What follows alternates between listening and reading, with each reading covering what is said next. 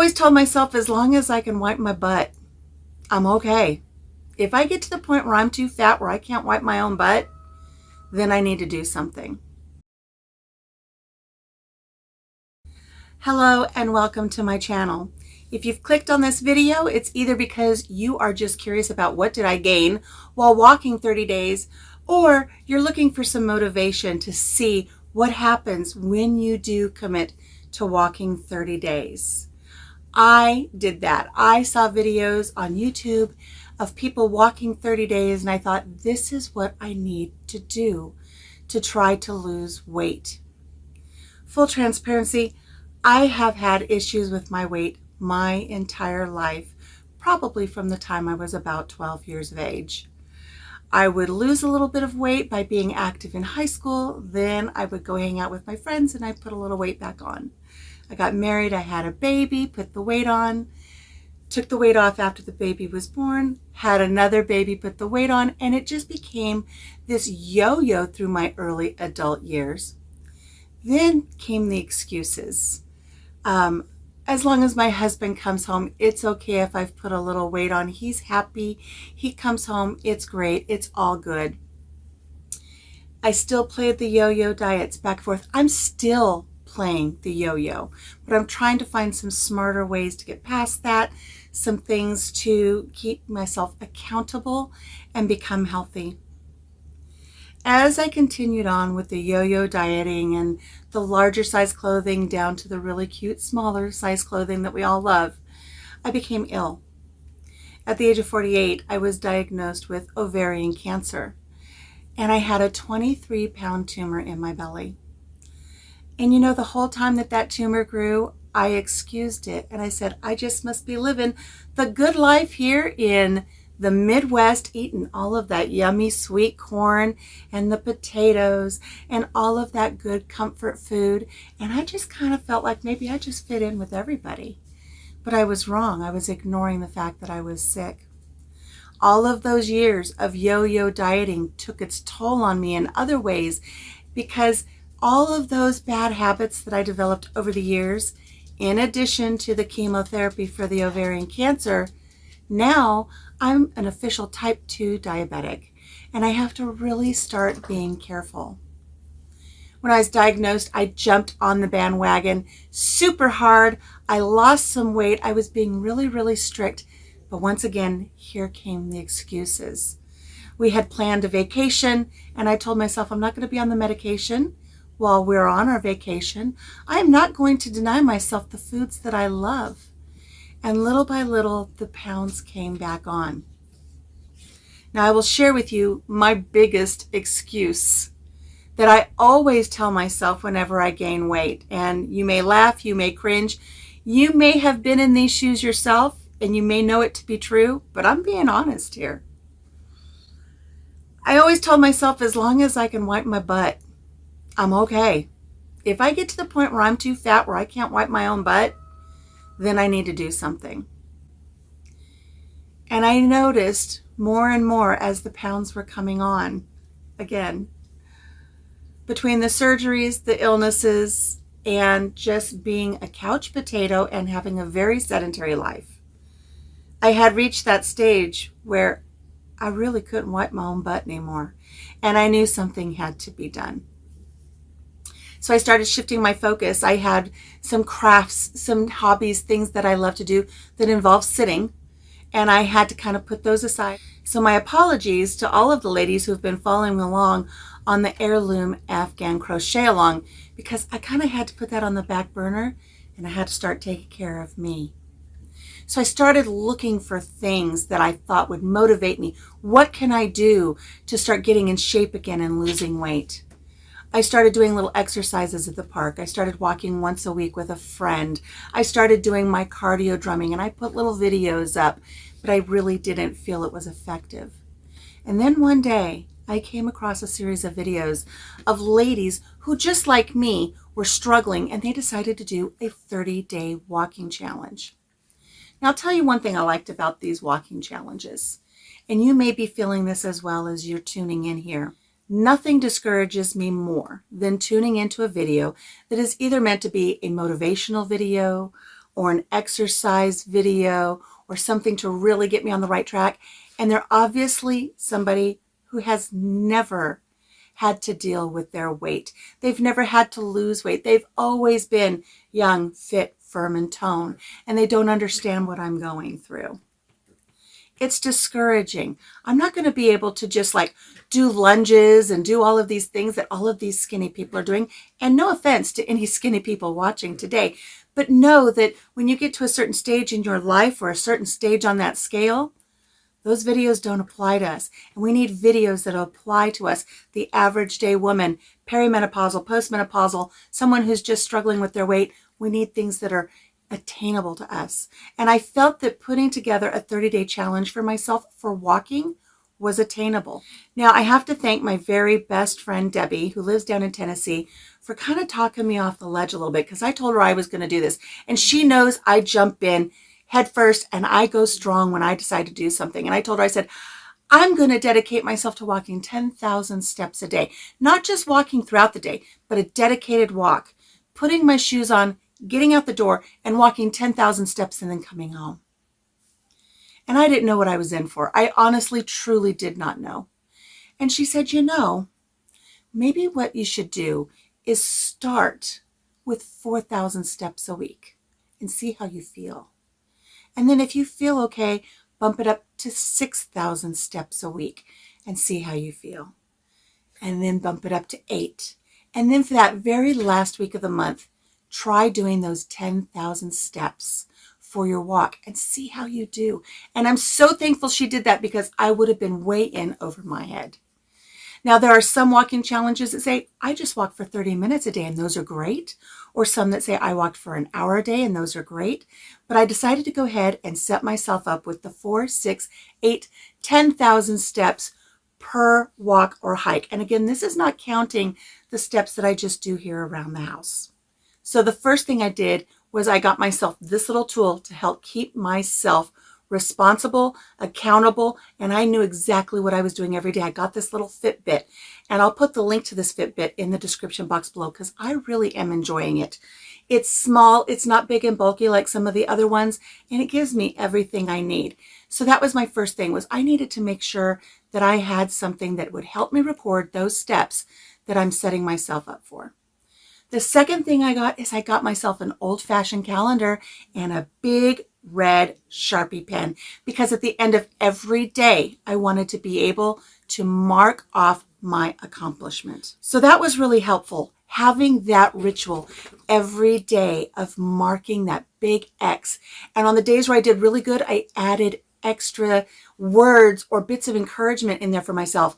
When I first hit my first 10,000 step day, I put that on there loud and proud. When I walked the equivalent of my first marathon, I put that on there, which was quickly followed by my second marathon and my third marathon, and even a fourth marathon by the end of the month.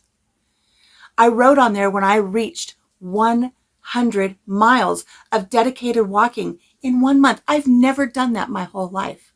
Even when I was fit and trim, and when I was a size 4 and I was bebopping all over town with all my little babies in tow, I never walked 100 miles in a month. And so the first time in my life I did that. Now, I will share with you that I fell into some very common pitfalls along the way in this journey. And I'm going to show you some of that journey coming up. I'm going to take you on some of the beautiful walks that I did, and then we'll get to some totals. But I fell into a pitfall.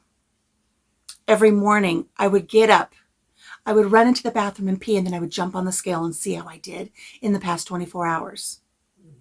Some days there was a tiny little loss.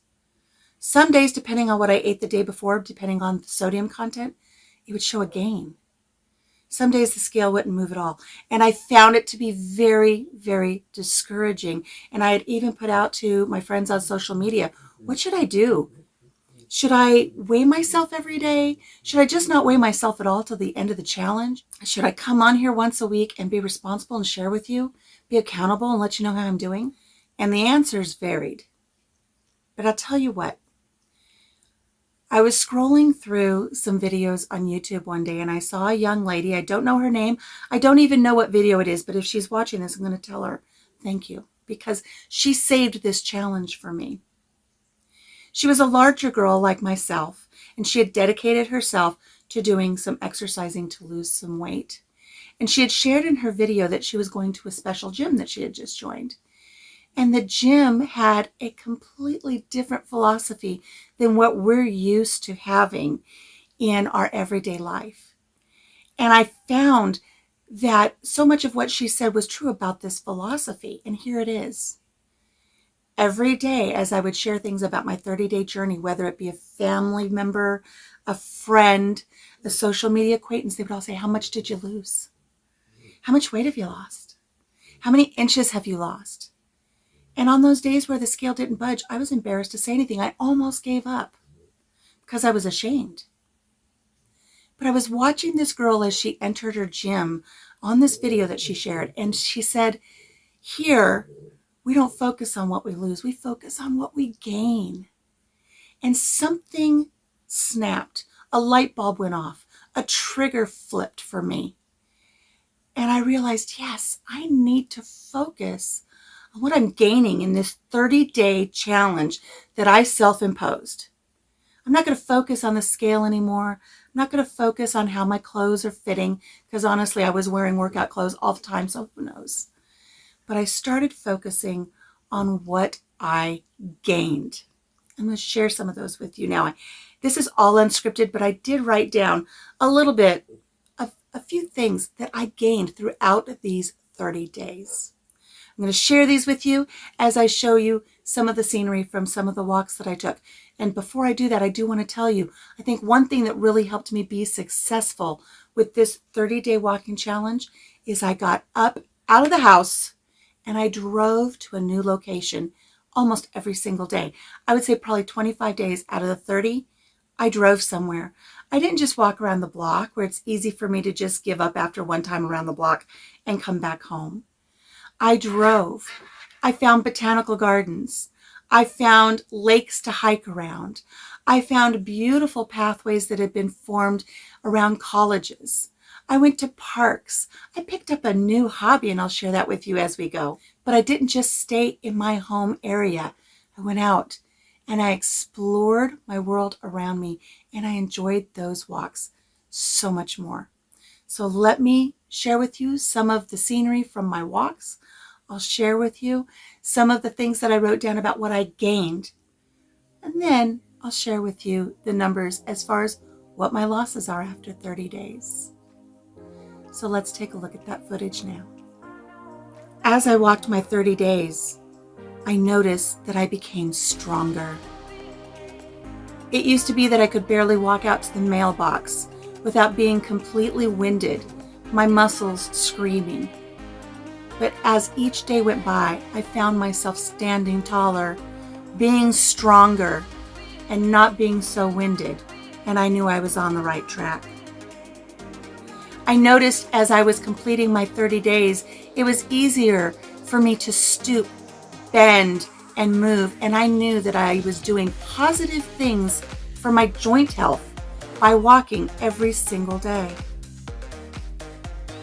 I also learned that weight-bearing exercise that is non-jarring, I wasn't doing any jumping, I wasn't doing anything that would impact those joints, but just the fact that I was walking was helping me retain bone density. This is going to be helpful to me as I'm nearing these senior years. I noticed that I had an increased amount of flexibility. Before I started this walking program, I couldn't put on a pair of socks. Before I started walking this program, I wore shoes that had the elastic laces in them so I could just slip my foot in and maybe be able to reach down and tug on those. And I remember my grandma wearing those. I'm not ready for that. So I now have the flexibility after these 30 days to not only put socks on, but to wear shoes that I'm able to tie.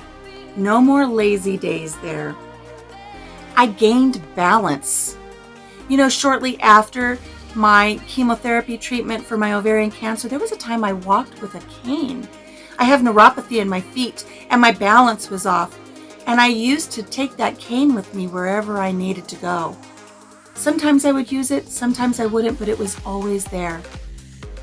And I'll be honest with you, it's still in my car, but I haven't used it. I'm not using it. It's not a crutch for me anymore because all of this walking has helped me regain a sense of balance, not just emotionally, but physically. And I'm so happy that that has happened. My blood pressure has improved.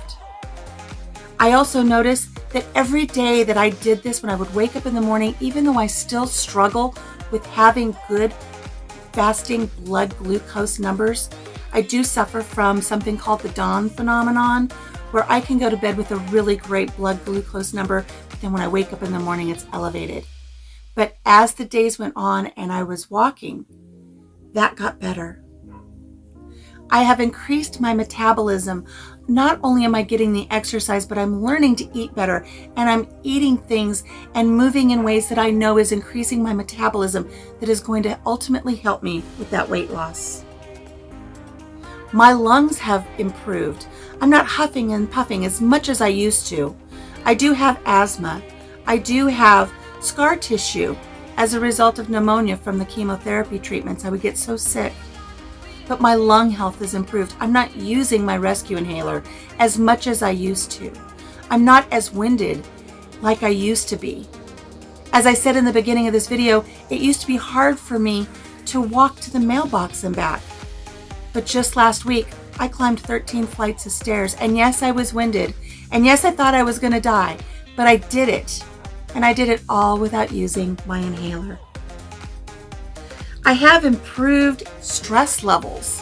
When you get out and walk and you enjoy nature and you're taking the world in around you, all of that stress melts away. It's up to you whether you choose to pick it back up when your walk is done. But many times I left it right there on the walking path. And I slept better because I wasn't carrying that stress around with me all through the day. My coordination improved. When you have neuropathy in your feet and you're overweight and you don't have flexibility and you have all of these cards stacked against you, you really have poor coordination.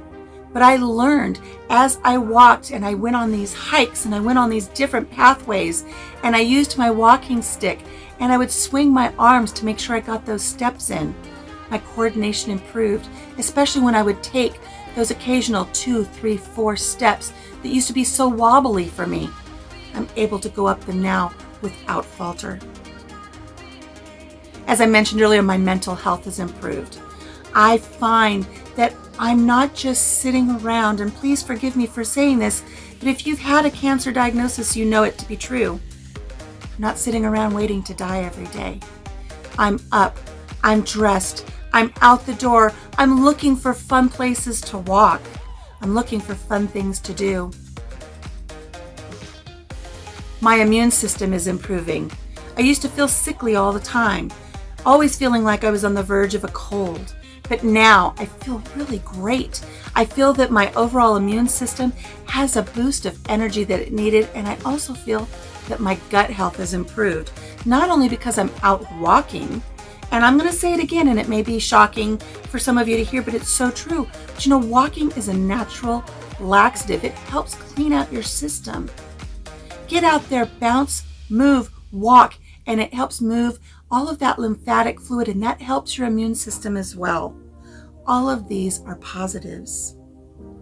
My sleep pattern has improved, and I'll share with you that that is something I struggle with so badly. As a young mother, and you're so keen to every little noise when your babies are growing up, and then you don't get rid of it, and I'm up all the time with every little noise. Then when you go through chemotherapy, you just don't sleep. Insomnia is a side effect. And I'm still struggling. There are some days where I wake up from my walk and I look at my Fitbit and it says I've only had 2.5 hours sleep. That's getting better. 3.5 hours sleep, 4.5 hours sleep, 5.5 hours sleep. I'm up to some nights over 6 hours of sleep, where that was never in my wheelhouse before. So my sleep is improving. I'm getting out there and getting all that fresh air. I'm getting that movement. I'm wearing myself out to the point where I'm able to sleep at night. My vitamin D levels are improving. I'm low on vitamin D naturally, many women are, but I'm out in the sunshine. Of course, I wear my sunscreen, wear my hat when I need to, but I'm getting in some great levels of vitamin D, and that is so important for our health. Thank you, Mr. Sun, for providing the vitamin D. And as I said earlier, my energy levels have improved immensely. There are times I get up and I can't wait to get out the door to see what challenges are ahead of me. You know, while I was walking one day and I had found this new location to walk, I noticed these funny baskets, these chain baskets in the middle of the park, and I thought, what is that? And I remembered I'd heard about disc golf before, but I'd never played it. And I thought, what a great way to just kind of get out and break up the walking a little bit. Let's throw some disc golf in there. So my husband purchased a really nice set of discs for me, and my friend that I walk with on Fridays, we started playing disc golf. My husband and I go out and play disc golf now. I even look up locations in our area where I can go try new disc golf locations, little courses, and it's a lot of fun. And I'll tell you what, got a lot more walking in on the days that I did disc golf than the days that I just walked a predetermined path or hike around a lake, because you're not walking in a straight path. I would throw the Frisbee over here and I'd have to zig this way to get it. And then I would throw again towards the basket and I'd miss it. I'd go that way. I was zigzagging all across the park instead of just walking around the park. But boy, it's a lot of fun. And I'll tell you what, every time I threw that disc towards the basket and had to go pick it up, I didn't just bend over and pick it up. I squatted. I worked the quads and I stretched out my hamstrings and my calves, and I used a straight back. I squatted. I made the movement purposeful every time I squatted to pick up that disc, and I know it made a difference. So try to find a new hobby that gets you out there walking. There's all kinds of them. Try disc golf. If you haven't tried it, I encourage you to look up your area. See if you have some disc golf courses in your area. I'll put a link in the description box below for the discs that we purchased. Having a lot of fun with them. So try it. I'm so thankful for taking this 30-day walking challenge. And it's over.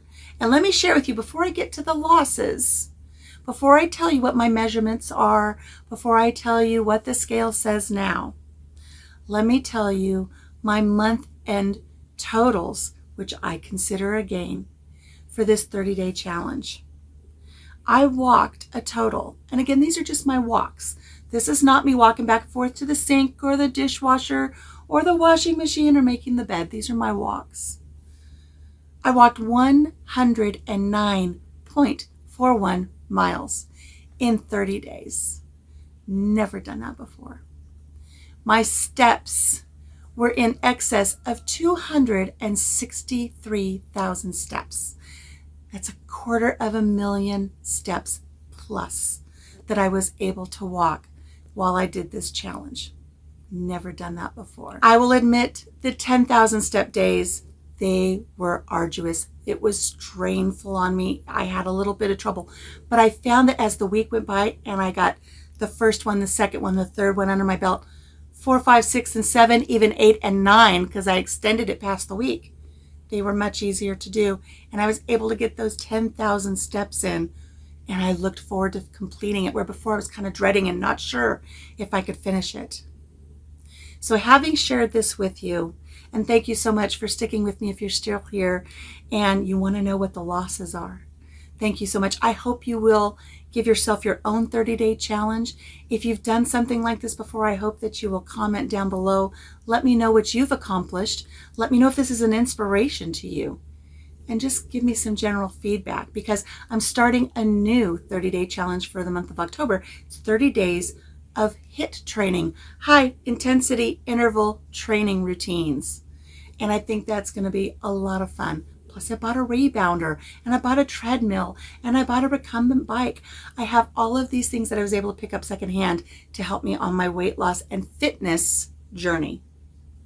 So let's get to the totals for the weight loss and the measurements. In the past, I know that I have gone on very strict diets. I have been to the gym and I do all of these workouts all the time, and I can lose weight when I want to. And I expected a pretty large weight loss for this challenge, but I have to be realistic. I'm older. I'm postmenopausal. The weight does not melt off like it used to. I also have to remember that muscle weighs more than fat. And I tell you, I'm not lying when I say I gave this 110% of my effort. So I know that as the fat came off, I was gaining muscle. So the numbers are not as big as they used to be when I was younger. But I'm very happy to share with you that for the month of September, I did lose 6.1 pounds. Like I said, I'm sure it would have been much more if I just would have taken off the fat and not replaced it with muscle.